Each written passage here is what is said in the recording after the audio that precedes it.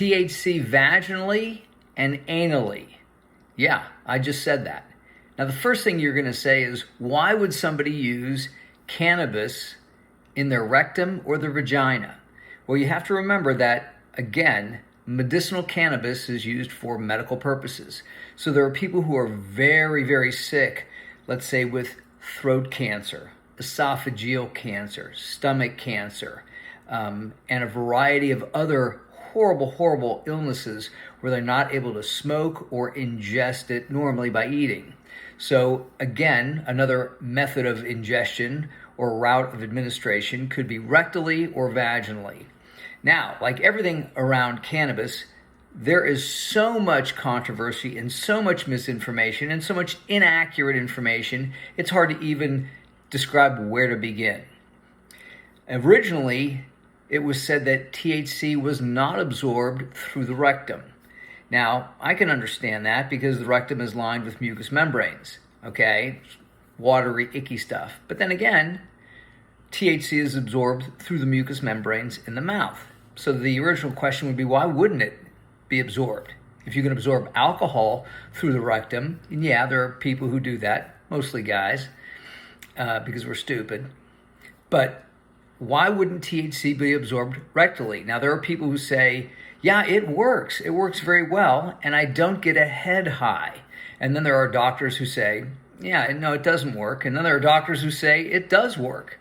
And then there are doctors or researchers that say THC has to be mixed with hemisuccinate, which is a water-soluble corticosteroid. Now, that makes sense because THC doesn't mix well with water. So if you mix it with hemisuccinate, what they call THC hemisuccinate, that would allow the THC to mix better with water and then be transferred into the body.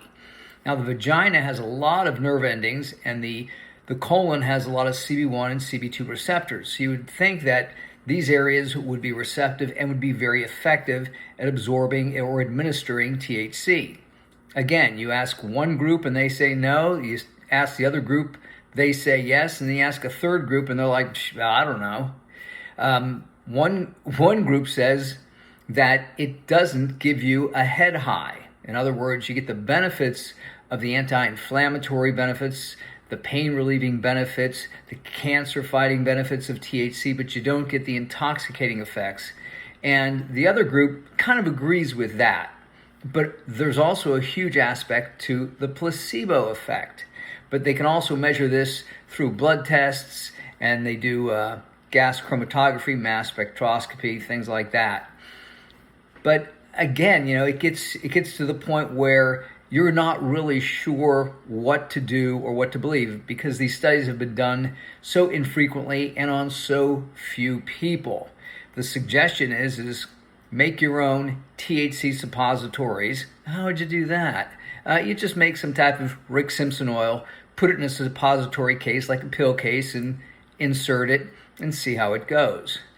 Remember, Rick Simpson created Rick Simpson oil to apply topically because he had skin cancer. So if somebody has colon cancer, putting THC right on the spot might be a very, very good method of delivering some type of topical cancer treatment. But again, all this stuff is up for debate.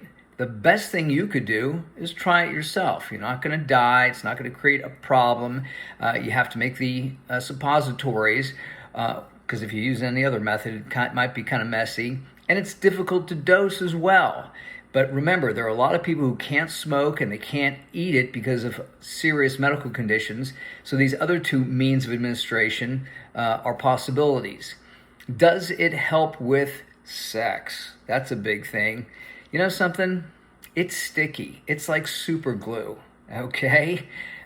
Trust me, you have to use turpentine or 90% alcohol or any really nail polish remover or acetone to get this stuff off your hands. And if it gets on your clothes, forget it. So it would not be a good